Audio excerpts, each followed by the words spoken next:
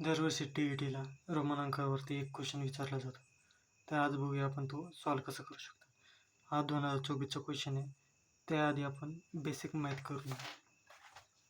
सर्वात आधी रोमन अंक एकाला आय हा संबोधला जातो.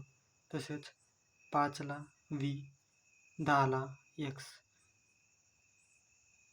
एलला 50, एक्स एलच्या पहिले आला तर ते एक्स 10 मायनस करून घ्यायचं, मग उत्तर आहे 40. सीला 100, डीला 500, एमला 1000. तर आपण हा क्वेश्चन सॉल्व करून बघू.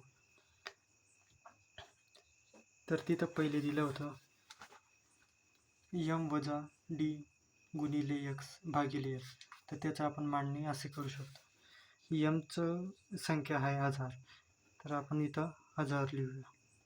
मायनस डी आहे 500, तर 500 लिहूया. गुणिला एक्सची संख्या काय, एक्स हा 10 आहे, ते 10 भागेला एल काय 50. तर आता यांचं साधं बॉडमास पद्धतीने यांचा गुणाकार आणि भागाकार करून घेऊ. तर 1 0 1 0 कट, इथं 1000 मधनं 500 गेले, 500 उरले, गुणिला 1 भागेला 5, 5 1 5, हे 2 शून्य येतं. उत्तर आहे 100. आता 100 कोणत्या 100ला कोणती